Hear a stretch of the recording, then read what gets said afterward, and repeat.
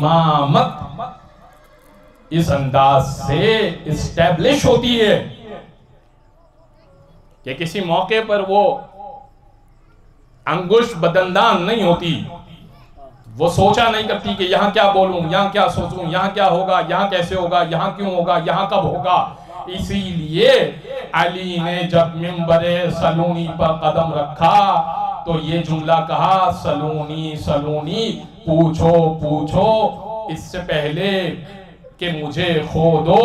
फिर फरमाया सलूनी मा शिअ्तुम, पूछो जो तुम चाहो पूछो। बहुत बड़ा जुमला है, जो तुम चाहो पूछो। अब मैं जुमला इसकी मजीद वजाहत कर देता हूं।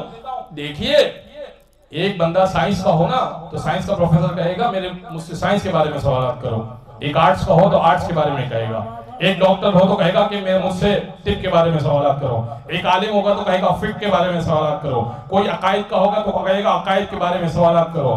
कोई इलेक्ट्रिशियन होगा तो कहेगा कि इलेक्ट्रिक के बारे में सवाल करो। कोई इलेक्ट्रॉनिक्स सीखा हुआ होगा तो इलेक्ट्रॉनिक्स के बारे में सवाल करो। कोई मैकेनिक्स सीखा हुआ होगा तो मैकेनिक्स के बारे में सवाल करो। गर्ल्स के दुनिया की बहुत सारी फील्ड्स हैं, बहुत सारे शोबे हैं।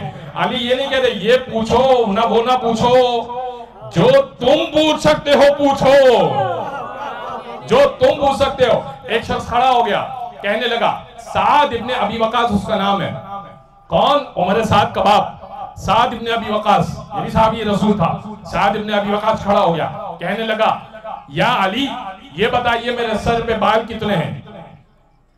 सवाल क्या है? मौला ने क्या कहा है? जो पूछना है पूछो। उसने क्या पूछा? मेरे सर पे बाल कितने हैं?